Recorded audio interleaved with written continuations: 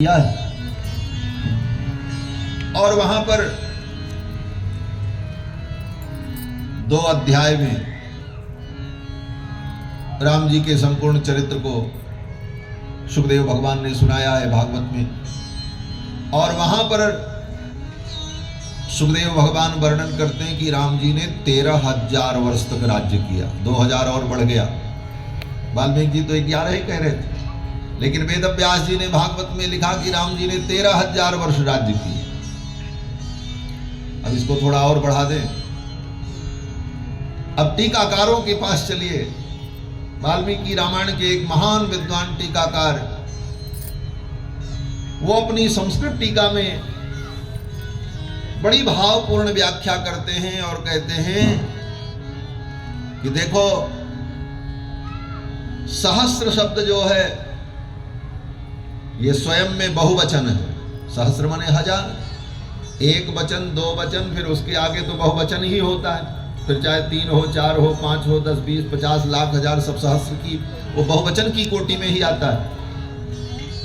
तो जब सहस्र शब्द स्वयं बहुवचन है तो सहस्राणी ऐसा कहने की क्या जरूरत थी? सहस्राणी शब्द जो है, सहस्र शब्द स्वयं बहुवचन का वाचक है, तो सहस्राणी में बहुवचन की विभक्ति लगाने की क्या जरूरत थी वाल्मीकि जी को? ये प्रश्न उठाया।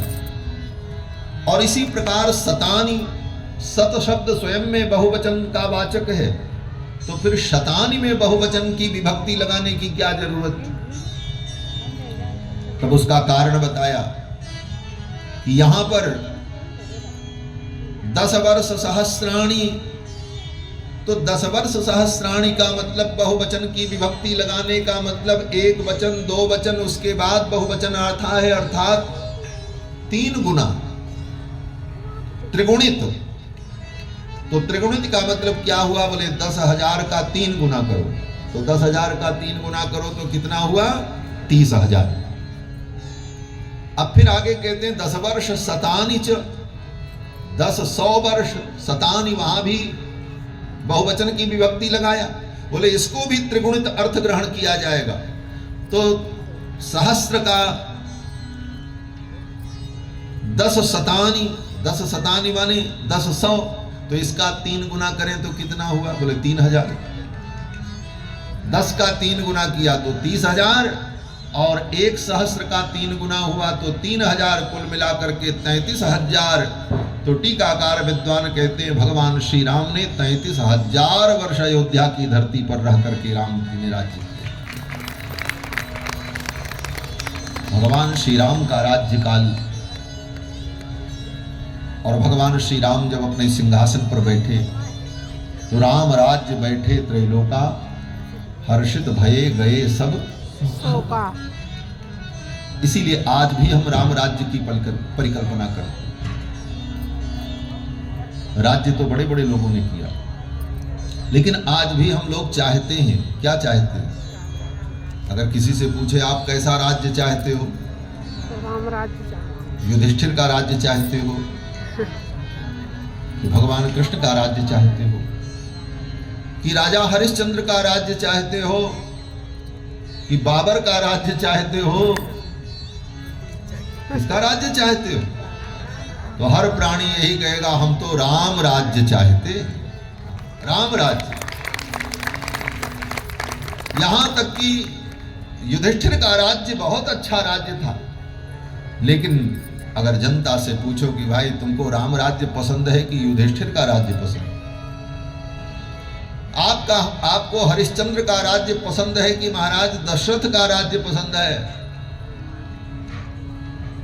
तो आज भी प्रजा यही कहेगी हमको दशरथ जी का राज्य पसंद नहीं है, हमको तो राम राज्य पसंद है, हमको तो राम राज्य चाहिए।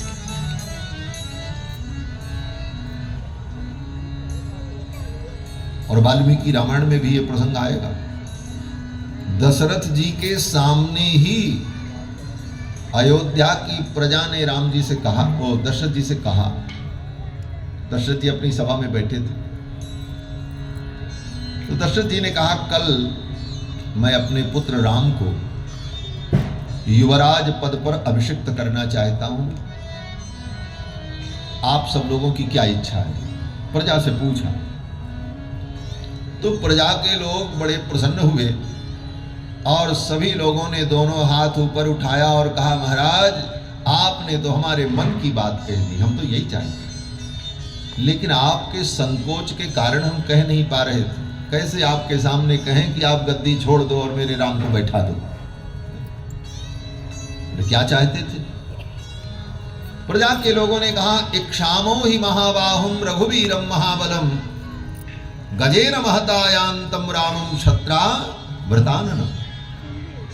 प्रजा के लोगों ने कहा, हम सब की यही इच्छा है कि महाबाहु, इक्षामो ही महाबाहुम रघुवीरम महाबलम। जो रघुवीर है, रघुवीर का मतलब, बोले रघुवंश में तो बहुत बड़े बड़े वीर हुए, वीरों की कमी नहीं, लेकिन रघुवंश में सबसे बड़े वीर अगर कोई हैं तो वो कौन है?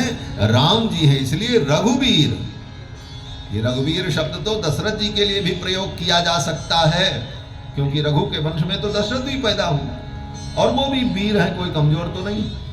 और दशरथ जी कितने वीर हैं? बोले दशरथ जी महाराज इतने बड़े वीर हैं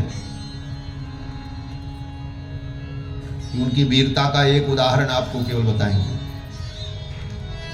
एक दिन दशरथ जी महाराज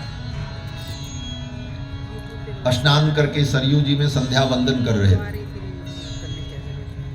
उसी समय रावण आया। रावण को यह पता था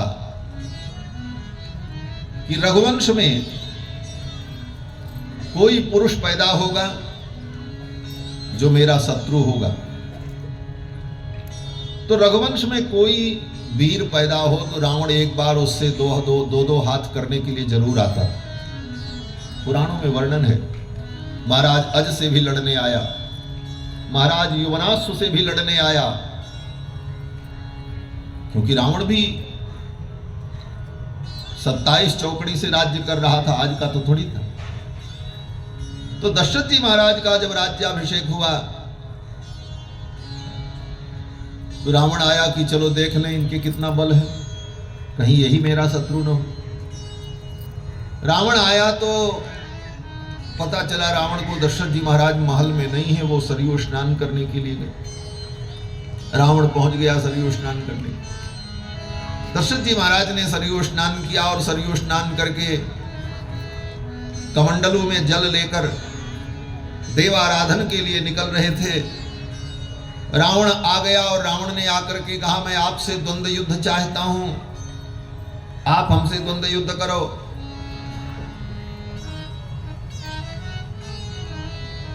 तो पहले तो दशरथ जी ने मना किया, बोले देखो तुम ब्राह्मण हो और मैं क्षत्रिय हूं, ब्राह्मण से युद्ध करना यह धर्म नहीं है, ब्राह्मण तो पूजनीय होता है, इसलिए मैं तुम्हारा समादर करता हूं, ये युद्ध का संकल्प छोड़ दो। रावण ने कहा, नहीं, मैं युद्ध करने की लालसा से ही आया हूं, और अगर आप मुझे ब्राह्मण मानते हैं तो मैं आपसे युद्ध की भिक्षा मांगता हूं, आप मुझसे युद्ध करने की भिक्षा मुझे प्रदान करो। रावण ने महाराज दशरथ को धर्म संकट में डाल दिया। हमारे तुम्हारे बलाबल की परीक्षा का एक मानक होगा। रावण ने कहा, क्या? दशरथ जी ने कहा, महल के इस द्वार से मैं भीतर प्रवेश कर रहा हूं, तुम यहीं द्वार पर खड़े रहो, और इस द्वार को बंद करने के बाद अर्गला नहीं लगाई जाएगी, जंजीर नहीं लगाई जाएगी। दाहिने हाथ में मेरे सरयू जल है, कमंडल है, बाएं हाथ से मैं दरवाजे को रोक रखूंगा, तुम अपनी भुजाओं से धक्का देकर के अगर इस द्वार को खोल दोगे तो मैं मानूंगा कि तुम्हारा बल मेरे समान है, और तब मैं तुम्हें द्वंद्व युद्ध प्रदान करूंगा। रावण ने कहा, ठीक। दशरथ जी महाराज के तो 2 ही भुजा और वो 20 हाथ वाला जंतु, 20 हाथ वाला जंतु महाराज केकड़ा से भी ज्यादा भयानक लगता होगा। दरवाजे पर हाथ रखा, रावण बाहर से धक्का देने लगा। रावण ने सोचा एक हाथ से धकेल देंगे, एक हाथ लगाया, 2 हाथ लगाया, 3, 4, 5, 7 करते 20 हाथ लगा करके धक्का देता रहा। दरवाजा नहीं खोल पाया, राजद्वार को वो खोल नहीं पाया। पसीने पसीने हो गया, वहां की भूमि रावण के पसीने से भीग गई, सिक्त हो गई। अंत में लज्जित होकर के रावण चुपचाप लौट करके चला गया और दशरथ जी महाराज दरवाजा को रोके खड़े रहे। जब बहुत देर हो गई, कोई हलचल समझ में नहीं आई, तो महल के द्वार पर ऊपर जो सेवक खड़े थे, संतरी सिपाही लोग सुरक्षा में, दशरथ जी ने उनसे पूछा कि वो बाहर वो 20 हाथ का जंतु जो था वो गया कि है? सेवकों ने कहा महाराज वो तो कब का चला गया। तब दशरथ जी महाराज ने हाथ हटाया और द्वार खोला तो रावण वहां था नहीं, वहां की भूमि पूरी भीगी हुई थी। दशरथ जी महाराज ने सेवकों से पूछा ये भूमि कैसे भीग गई? सेवकों ने कहा महाराज ये रावण के शरीर से जो पसीना निकला उस पसीना से ये भूमि भीग गई है। ये दशरथ जी का बल है। ये तो मैंने केवल उदाहरण बताया। रघुवंश के ऐसे वीर श्री दशरथ जी